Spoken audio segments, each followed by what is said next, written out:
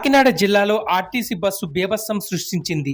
పత్తిపాడు మండల పరిధిలోని పాదాలమ్మ గుడి దగ్గర హైవేపై సోమవారం తెల్లవారుజామున జనాలపైకి దూసుకెళ్లిన ఘటనలో నలుగురు చనిపోయారు.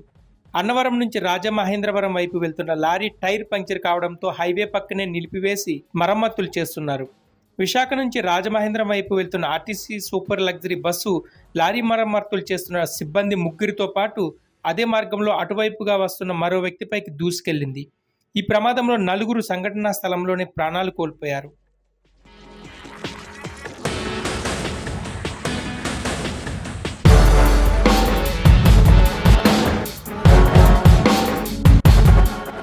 మృతులను దాసరి ప్రసాద్, దాసరి కిషోర్, క్లీనర్ నాగయ్య, స్థానికుడు రాజుగా పోలీసులు గుర్తించారు. వీరిలో ముగ్గురిది బాపట్ల జిల్లా నక్కబొక్కలపాలెం కాగా రాజు అనే యువకుడిది ప్రత్తిపాడు. స్థానికులు ఇచ్చిన సమాచారంతో సంఘటనా స్థలానికి చేరుకున్న ప్రత్తిపాడు ఎస్ఐ పవన్ కుమార్ సహాయ చర్యలు చేపట్టారు. ఈ ఘటనపై కేసు నమోదు చేసి దర్యాప్తు చేస్తున్నట్లు తెలిపారు.